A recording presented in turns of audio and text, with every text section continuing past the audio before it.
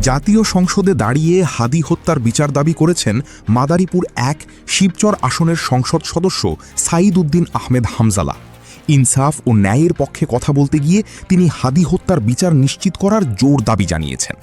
হামজালা বলেন, এলাকার মানুষ তার হাত ধরে বলেছিল জাতীয় সংসদে গিয়ে হাদি হত্যার বিচারের কথা বলতে। যে যুবক ন্যায়ের পক্ষে কথা বলেছিল, ইনসাফের আওয়াজ দিয়েছিল, তার স্বপ্ন রাস্তার মধ্যেই থামিয়ে দেওয়া হয়েছে।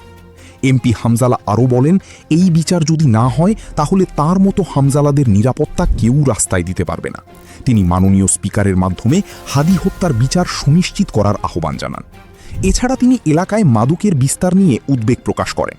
জানান, মাদক ব্যবসায়ীদের কোর্টে চালান করলেও ৩-৪ দিনের মাথায় জামিন নিয়ে তারা আবার মাদক ব্যবসায় ফিরে যাচ্ছে। তিনি আইনমন্ত্রীর কাছে মাদক বিরোধী আইন আরও কঠোর করার দাবি জানান। সংসদ সদস্য হামজালা বলেন, তিনি সত্যের পক্ষে থাকবেন, অন্যায়ের বিরুদ্ধে সোচ্চার থাকবেন এবং গণমানুষের কণ্ঠ হয়ে কাজ করবেন।